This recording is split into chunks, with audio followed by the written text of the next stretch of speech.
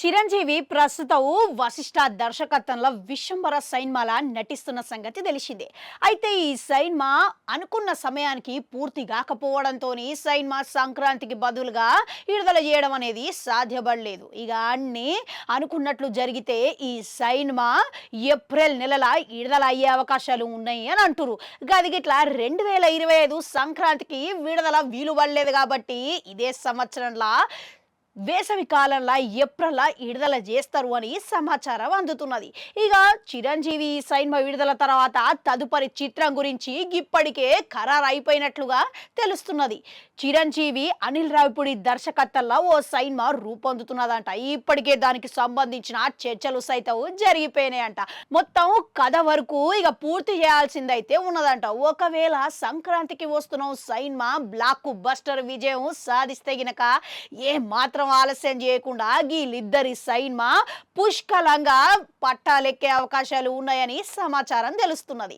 ఇక మరోపక్క ఏప్రిల్ నెలల చిరంజీవి ఈ సినిమా కొరకు భారీ ఎత్తున తేదీలు కేటాయించిందంట. ఇక మరో 3-4 నెలలనే సినిమా మొత్తం పూర్తి చేస్తారు అని అంటున్నారు.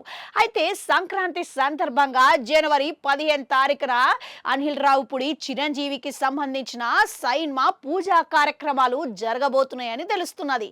ఇక అంతేకాదు, ఇక అనిల్ రావిపూడి వీళ్ళిద్దరు సినిమా పూర్తిగా ఒక కుటుంబ కథ చిత్రం వినోదం లెక్క ఉండబోతున్నదని సమాచారం వినబడుతున్నది. ఇక అనిల్ మన కుటుంబ కథ చిత్రాలల్లో ఇప్పటికే తోపు సినిమాలు వేసిండు కాబట్టి అన్నీ విజయవంతమైనది. మళ్ళీ అభిమానులకు ఇంకేం కావాలి, మొత్తం పండగ అనే అనుకోవచ్చు. అయితే అనిల్ రావిపూడి ఆయన ప్రతి సినిమాను సంక్రాంతికి విడుదల చేయాలని కోరుకుంటాడు. ఇప్పుడు వీళ్ళిద్దరు సినిమా గిట్లా సంక్రాంతికి వచ్చే అవకాశాలు ఉన్నాయని తెలుస్తున్నది. 2026 సంక్రాంతికి ఇప్పటికే తేదీలు ఇట్లా ఖరారు అయిపోయినట్లుగా అందరూ అభిప్రాయం వ్యక్తం చేస్తున్నారు. ఇంతకు మీరేమంటారు? వీళ్ళిద్దరు కలయికలు వస్తే ఎటువంటి కథను మీరు చూడాలనుకుంటున్నారనేది కామెంట్లలో కామెంట్ పెట్టుర్రి. అట్లనే అడుగుంటుంటారు, అది కూడా నాకు వాళ్ళు వస్తా.